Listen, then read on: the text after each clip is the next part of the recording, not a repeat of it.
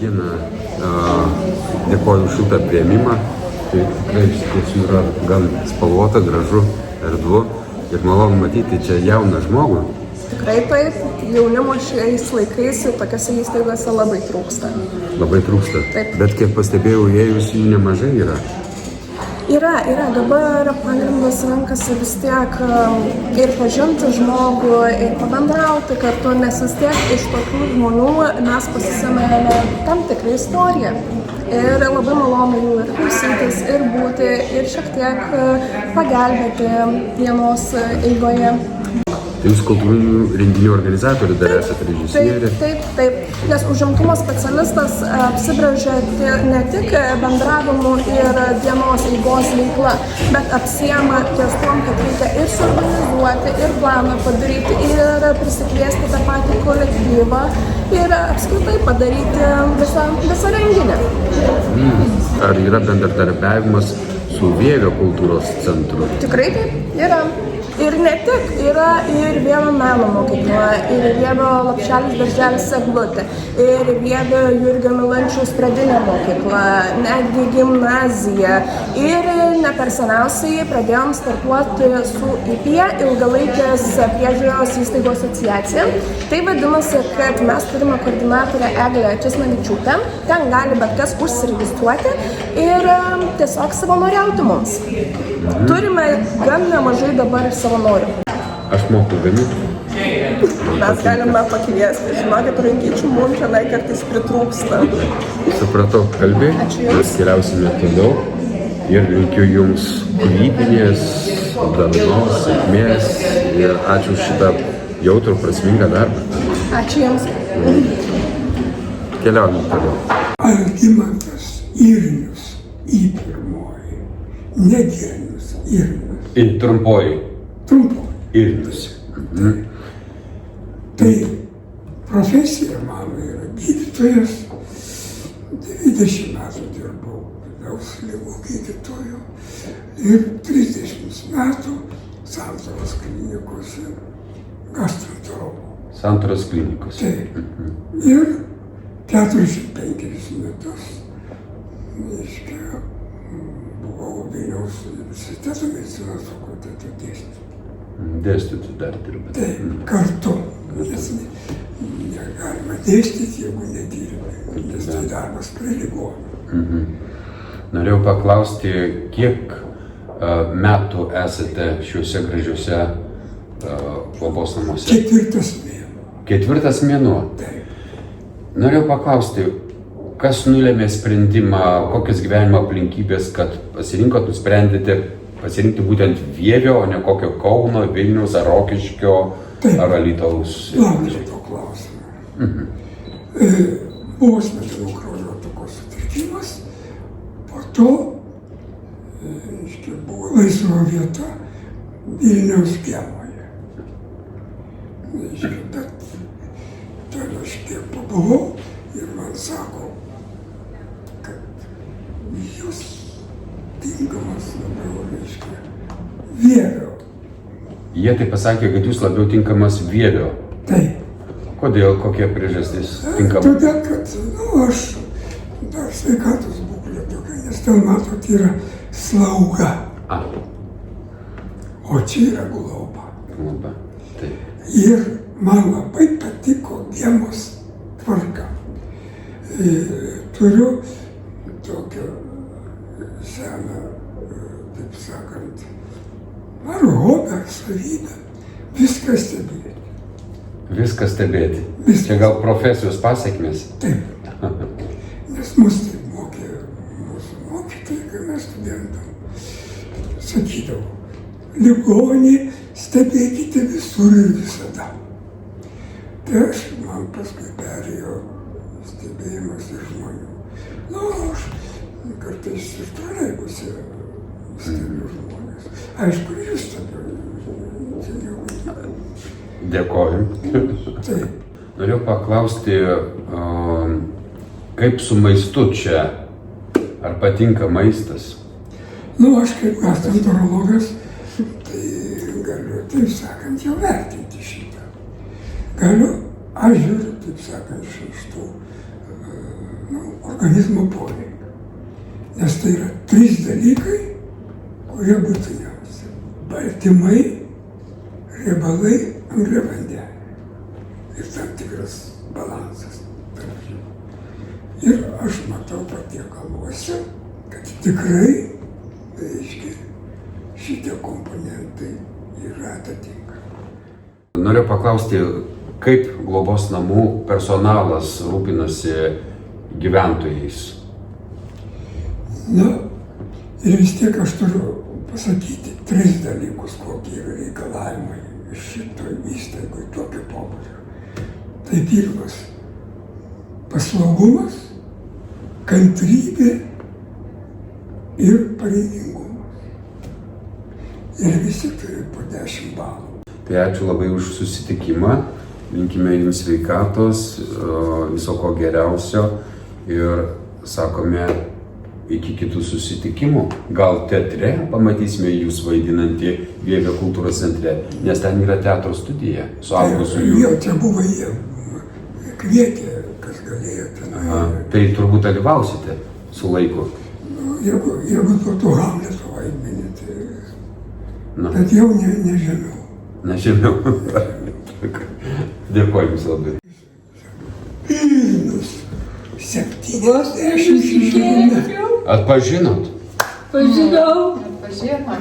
Tai va kokios istorijos. 3 klasėje. Taip, Mokytės kartu.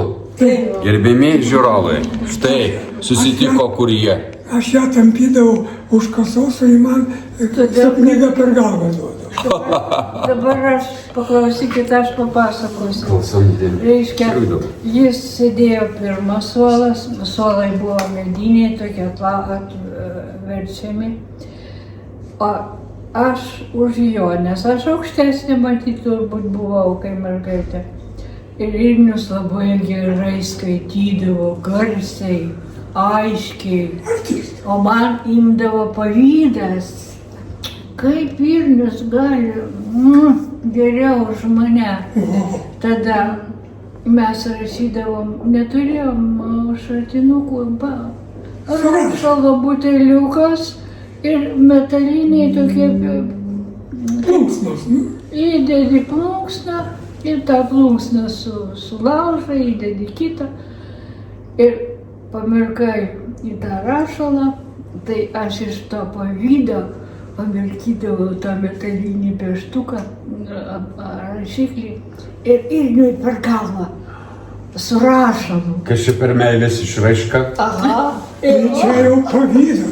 O įsivaizduojat, klasė užpakalys, kikena, mokytojas fainas buvo. Ačiū labai. Fainas žmogus. Kokius atikos. Kokia meilės istorija. Mokytojas, reiškia, nežino, kame reikalas, prieki nieko nesimato.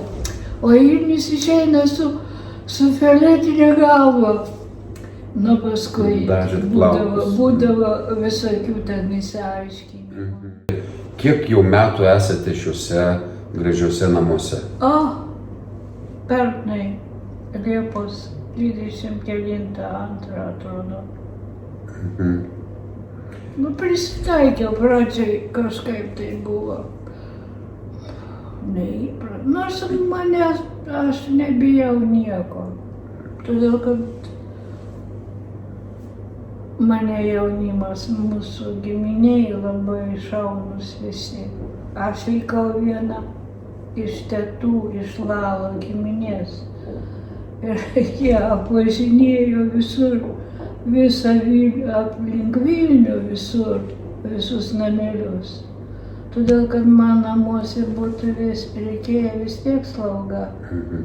Samdyti naktį nebus žmogaus. O čia vis tiek visą Dieną naktį. Dieną naktį priežiūra viskas. Tai patenkinti priežiūrą, paslauga? Man viskas gerai. Valgau viską, išskyrus mano košės, nemėgstu aš jos. O taip aš viską. Bet pasirinkimo yra iš maisto. Taip. O kiek veiklos čia yra?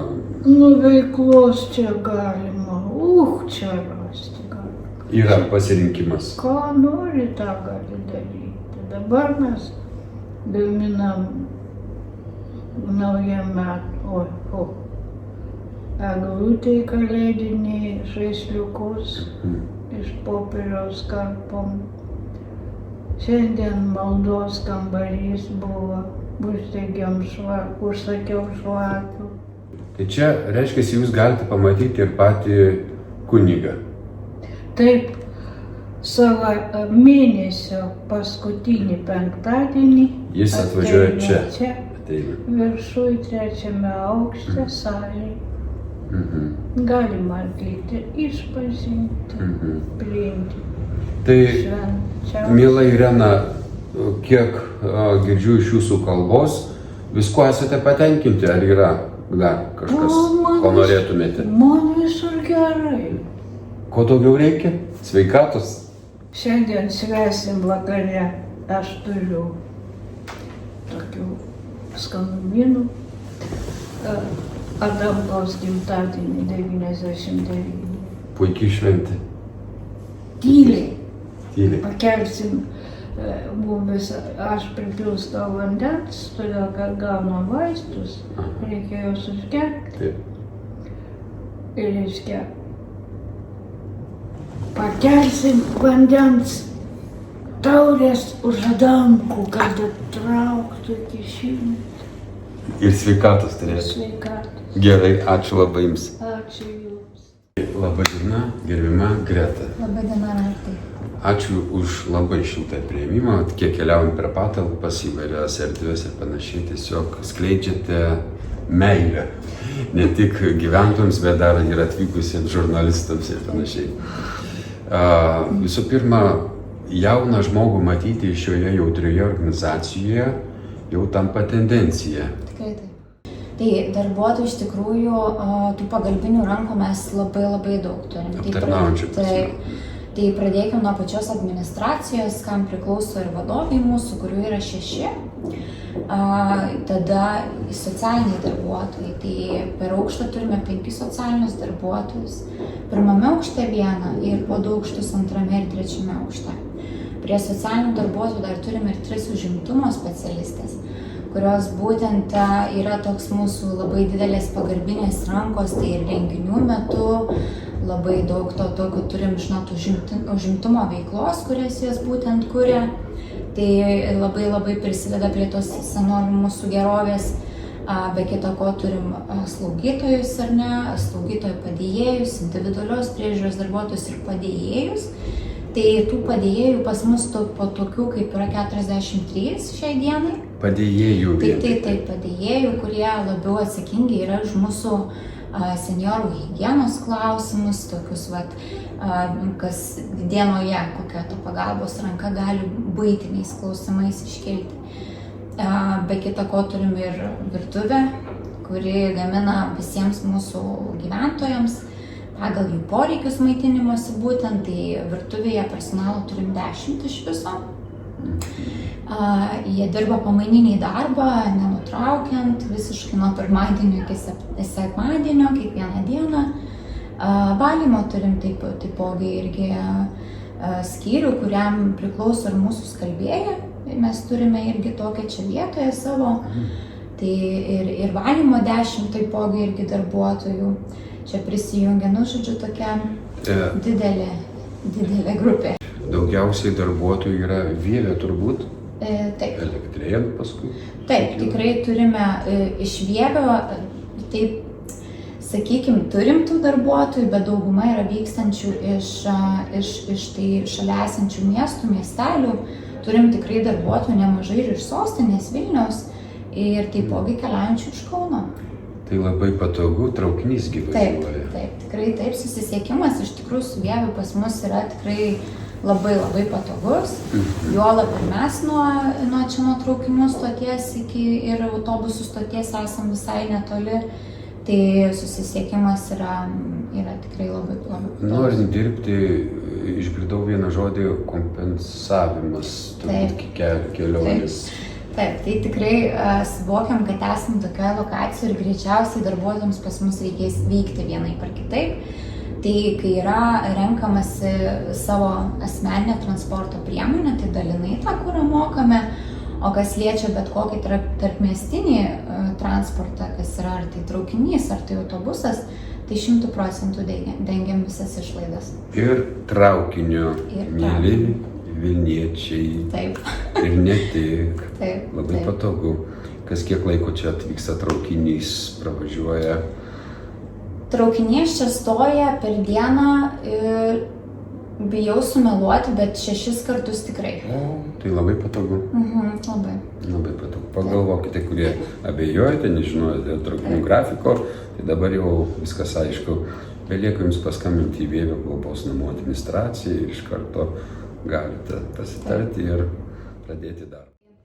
Kas liečia darbuotojų motyvaciją, tai iš tikrųjų turim gan plačią tokį naudų vadinamą sąrašą.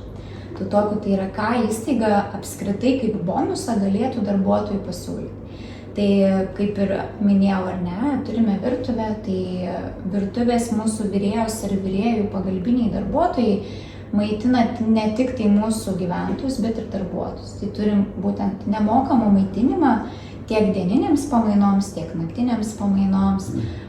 Turime uniformas, kurias taip pat išduodam ir mūsų skalbėjas gali išskalbti pagal mūsų higienos protokolus, tai toksai galima palikti ir nesirūpinti.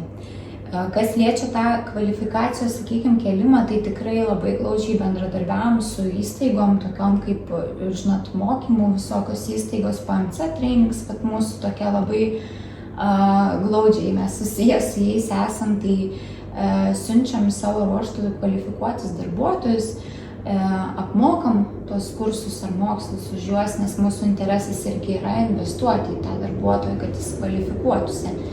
Tai su užimtumo tarnybomis, be kita ko, taip pat sudarinėjom ir trišalės sutartis, kai jie, sakykime, turi galimybę mokslus apmokėti kažkokiams tai mūsų darbuotojams. Tai, stengiamės taip bendradarbiavimo labai daug principų iš tikrųjų, kad aprūpinti ir kvalifikuoti darbuotojus. Ar čia gali atlikti ir praktiką, tarkim, socialiniai darbuotojai ar kitus iš jų? Tikrai taip. Praktikai iš tikrųjų kviečiam tai įstaigoje dirbančius, tai tos rytys būtų tie patys kinesioterapeutai, ergoterapeutai, masažuotojai, bendros praktikos slaugytojai, tai ir socialiniai darbuotojai būtų šito irgi vietoj, tai tas praktikas jis irgi vykdom, labai kviečiam ir pasidalinam tą, ką mes išmokom ir ką sužinojom. Labai ačiū Jums už nuoširdžius atsakymus. Matau, kad esate pati laiminga dirbdama šį darbą. Ir šiuo metu aš esu gražiame, kukliame direktorius Andriaus kabinete. Gerbiamas Andriau, tuoj bus 2 metai šiems namams. Lapkričio 6 dieną, Pyragų dieną švęsite? Ir Pyragų dieną, tai planuojam apjungti ir Pyragų dieną ir tuo pačiu antrąjį gimtadienį. Tai be abejo, kaip jį nešvęsti. Kodėl patraukėte į šią sritį vadovauti šiai jautriai įstaigai? Tai bendrai pas mane patį nėra svetima socialinė sritis ir mano visa karjera dėliojosi būtent per socialinį darbą. Tai kone 13 metų ta veikla sukosi su vaikų globa, su pagalba vaikams, sunkumus patiriančiom šeimom. Šalia to bendrai pas mane viskas prasidėjo socialinio darbo karjera nuo senjorų namų, tik tai Šiauliuose. Ir tai aš manau, kad labai taip kažkaip natūraliai ir susidėliojo. Atėjo momentas, kuomet pradėjau mąstyti tiesiog apie pokytį, paslaugų gavėjų grupę, nes nesinorėjo toli pabėgti nuo socialinės veiklos, taip atsidūriau Gemoj, nes iš esmės darbas turintis daug prasmės ir labai tikiu tuo, ką daro tiek mūsų namai, tiek bendrai, ar ne. Senatvė jinai gali būti tikrai sudėtinga ir reikalinga pagalba žmonių čia ir dabar ir tiesiog norisi būti to dalimi. Kokie laukia bendri iššūkiai šios įstaigos? Ar yra kažkokių idėjų, planų? Planų, idėjų, jų tikrai turim ir turim net ne vieneriems metams. Tik nesinori dabar dalintis, kol nesam tikri, kaip viskas ar nedėliosis. Bet taip, tai užtikrinti kokybiškų paslaugų prieinamumą, užtikrinti tai, kad įstaigoje turėtume tvirtą susiformavusią komandą ir galiausiai, vėlgi, kad visos paslaugos ir žmonės, kurie veikia per tas paslaugas, suktųsi aplink gyventoją ir būtent jų geriausius poreikius. Tai noras ir siekiamybė yra, ar ne, tą kokybės kartelę laikyti kiek įmanoma aukščiau ir vis ieškoti būdų, kuo dar galėtume papildyti tam tikrą, ar ne, galbūt paslaugų spektrą, tam tikras galbūt naudas gyventojams ir užtikrinti tą nenutrūkstančią ir sveiką, linksmą ir gyvą gyvenimo kokybę gyventojams. Na ką, to ir palinkėsiu šiam personalui, direktoriai, gyventojams gyventi darnoje kaip bendroje vienoje šeimoje, džiaugtis ir džiugu matyti besišypsančius darbuotojus ir gyventojus. Ačiū Jums labai už šį prasmingą darbą, gerbiamas